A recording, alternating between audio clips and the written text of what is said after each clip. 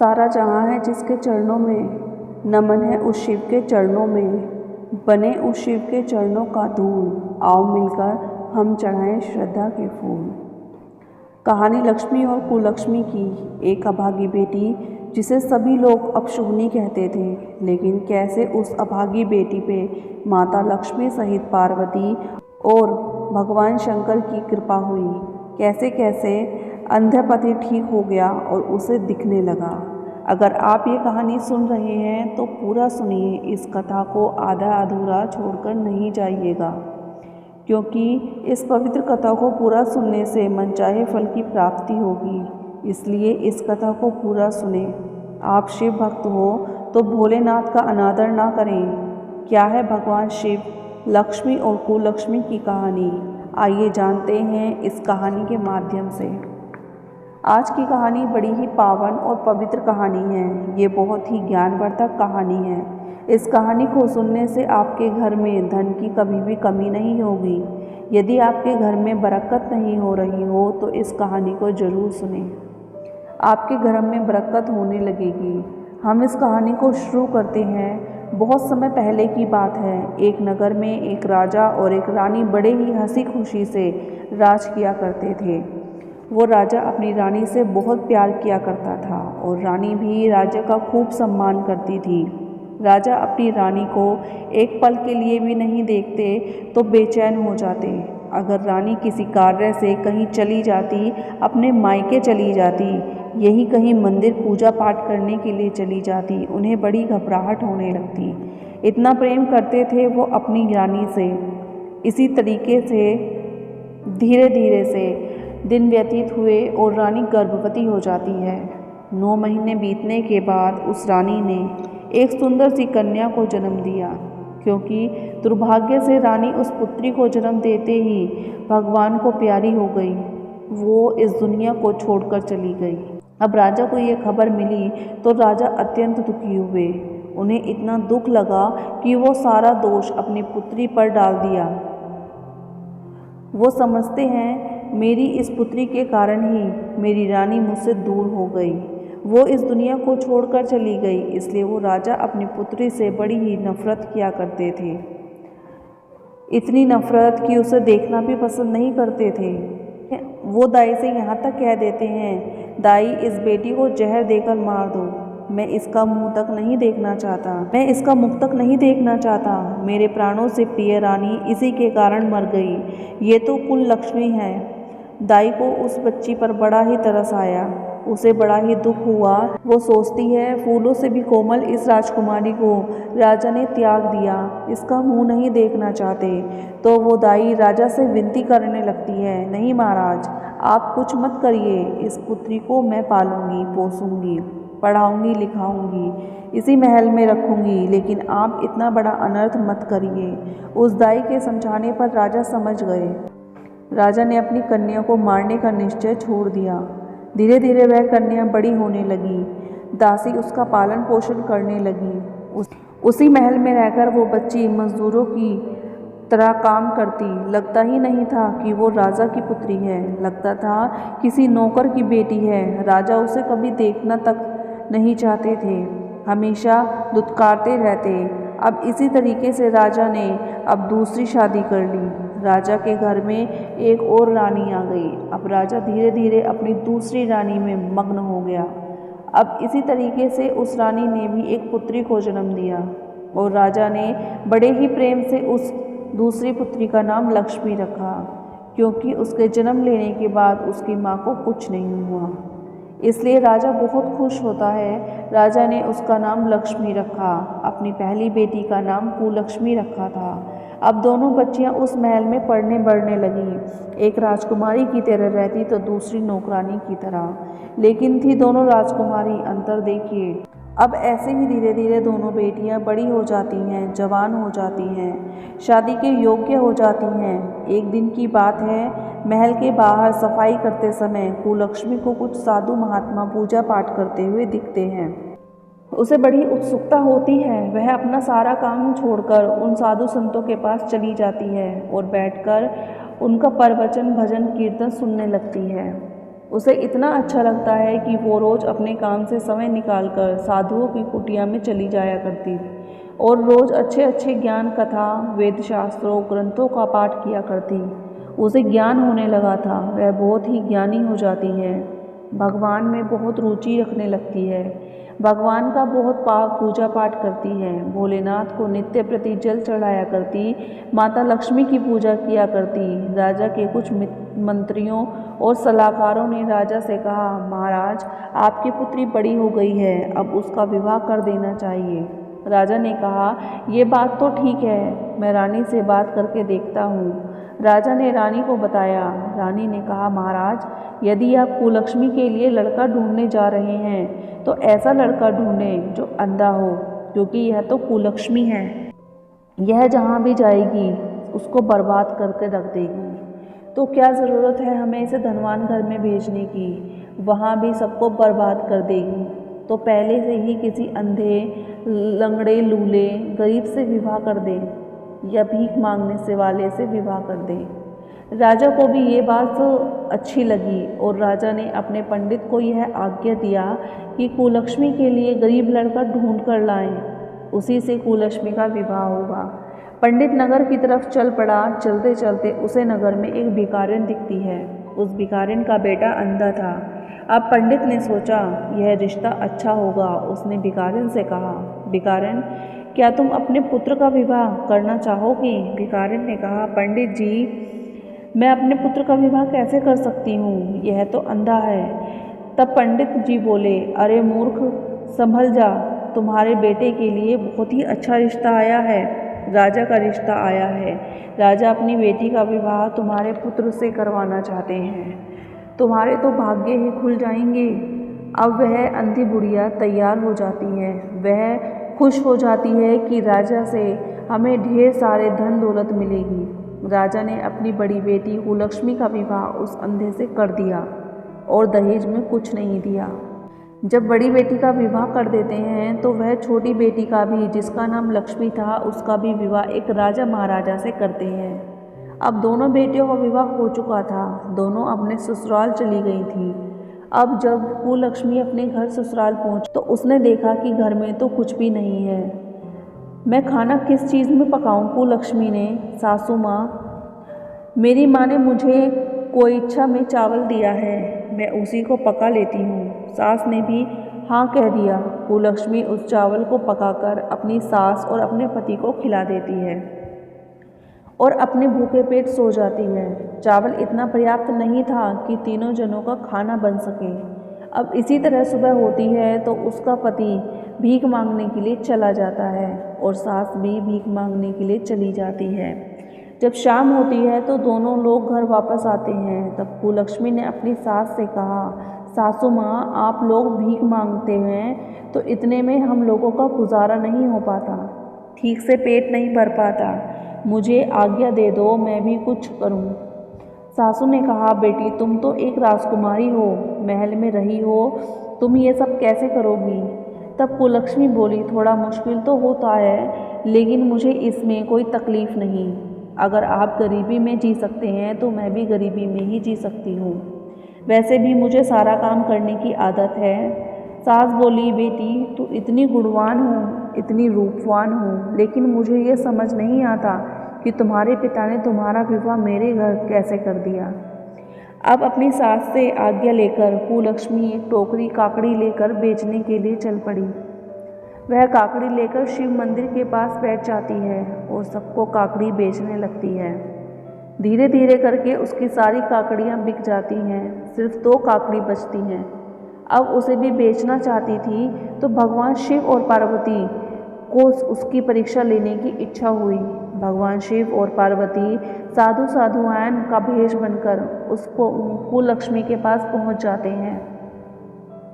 माता पार्वती ने कहा, प्रभु, इस कुलक्ष्मी के पास कितना सुंदर, कितना स्वादिष्ट काकड़ी है, मेरा तो काकड़ी खाने की इच्छा हो रही है।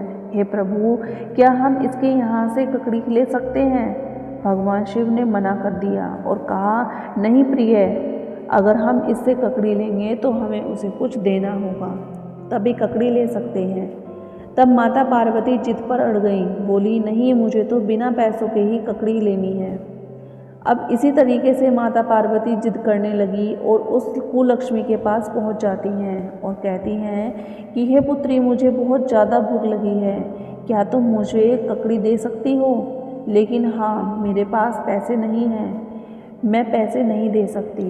कुलक्ष्मी ने कहा, हे माँ, तुम भी तो मेरी माता समान हो, अगर आपको पसंद है, आपकी इच्छा है तो आप इस ककड़ी को खा सकते हो, मुझे 1 रुपया भी नहीं चाहिए।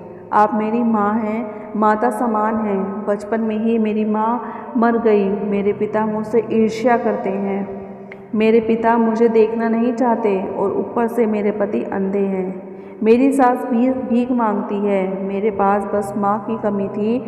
मैं समझूंगी कि आप ही मेरी माँ हो। मैं अपनी माँ को ककड़ी खिला रही हूँ, प्रेम से इस ककड़ी को खाइए। माँ पार्वती ने खुशी खुशी उस ककड़ी को खाया और बोली, हे बेटी, मैं बहुत दूर से आई हूँ, मेरा पैर दुख रहा है, क्या तुम मेरे पैरों को दबा दोगी? कि तुरंत ही कुलक्ष्मी माता पार्वती के पैर दबाने लगी। दबाते दबाते माता पार्वती वहीं पर सो जाती हैं। जब कुलक्ष्मी देखती है माता पार्वती को ढेर सारा पसीना आया हुआ है, तो वह अब पसीने से डूब गई हैं। वह अपने आंचल की हवा माता पार्वती को देने लगती है। माता पार्वती सब देख रही थी, सब समझ रही थी। वह सोई तो नहीं थी, बस सोने का नाटक कर रही थी। उन्होंने सोचा कि ये कुलक्ष्मी कितनी अच्छी है, कितनी मधुर स्वभाव की है, दिल में कितना दया भावना है। ये मुझे अपने बच्चे की तरह अपने पैरों पर सुलाकर आंचल से हवा कर रही है, और मेरे पति भोलेनाथ ना जाने क्यों इस बेचारी की परीक्षा लेते रहते हैं, इतना दुख देते हैं। आप माता पार्वती ने मन ही मन भगवान शिव से कहा कि हे प्रभु, आप बेचारी कुलक्ष्मी की कितनी परीक्षा लेते हैं, यह कितनी अच्छी है। बस प्रभु, बस करिए, आप इसकी परीक्षा लेना बंद करिए, आप इसे धन धान्य से संपन्न कर दीजिए। भोलेनाथ ने कहा, हे देवी, आप ही तो शक्ति हो, भवानी हो, काली हो, दुर्गा हो, हर चीज़ में आप ही के पास सब कुछ है, आप ही क्यों ना कुलक्ष्मी को धनवान कर दें। तब माता पार्वती ने माता लक्ष्मी के साथ मिलकर कुलक्ष्मी को वरदान दिया। माता पार्वती ने कहा, कुलक्ष्मी, तुम्हें क्या चाहिए? कुलक्ष्मी ने कहा, माँ, मुझे कुछ नहीं चाहिए। तब माँ पार्वती ने मुट्ठी भर बबूत कुलक्ष्मी को दे दिया और कहा, इसे ले जाओ, मेरे पास यही था, हम लोग तो साधु संत हैं, हम क्या दे सकते हैं, हम बस बबूत दे सकते हैं, इसे अपने घर में ले जाओ, इच्छा करे तो रखना, ना इच्छा करे तो फेंक देना। कुलक्ष्मी उन्हें प्रणाम करती है, शाम को अपने घर चली जाती है और अपनी सासू माँ से कहती है, सासू माँ, आज मंदिर में एक साधुआन आए थे, मैंने उन्हें ककड़ी खिलाया तो उन्होंने ककड़ी के बदले 1 मुट्ठी बबूत दिया। सासू माँ ने कहा, बेटी, ये तो बहुत अच्छी बात है, अगर साधु महात्मा बबूत देते हैं तो उसका सम्मान करना चाहिए, तुम ऐसा करो, इसको बड़े जतन से अच्छे से रख दो। कुलक्ष्मी अपने पति से पूछती है कि ए जी, मैं इस बबूत का क्या करूं? उसका पति बोलता है, कुलक्ष्मी, तुम इस बबूत को थोड़ा बक्से में, थोड़ा घर के चारों कोनों में, बाकी बचा सभी जगह छिड़क दो, पूरा घर पवित्र हो जाएगा। अब इसी तरीके से कुलक्ष्मी ने थोड़ा बबूत बक्से में रखा और चारों कोनों में थोड़ा थोड़ा बबूत अपने घर में रख दिया, बाकी बबूत को पूरे घर में छिड़क दिया। अब इस तरीके से वो लोग खाना पीना खाकर सो गए। जब सुबह आँख खुली तो कुलक्ष्मी ने देखा पूरा घर महल हो गया है, महल के बाहर बाग बगीचे हो गए हैं। अब यह देखकर वह तो बहुत आश्चर्य में पड़ जाती है और अपनी सासू से कहती है, सासू माँ, उठिए उठिए, ये देखिए यह क्या हो गया। सासू माँ ने कहा, अरे बिटिया, मुझे सोने दो। कुलक्ष्मी ने कहा, नहीं सासू माँ, अब आप जल्दी उठिए, बड़ा आश्चर्यजनक हुआ है। जब सासू माँ आँख खोलकर देखती हैं तो पूरा का पूरा महल है, वहाँ पर झोपड़ी है ही नहीं। सासू माँ बोलती है, अरे बेटी, तूने ये क्या किया? मेरे सोते सोते तू मुझे अपने मायके तो नहीं ले आई? कुलक्ष्मी ने कहा, नहीं माँ, ऐसी कोई बात नहीं है, मैं आपको अपने मायके नहीं लाई हूँ, ये भगवान भोलेनाथ का चमत्कार है।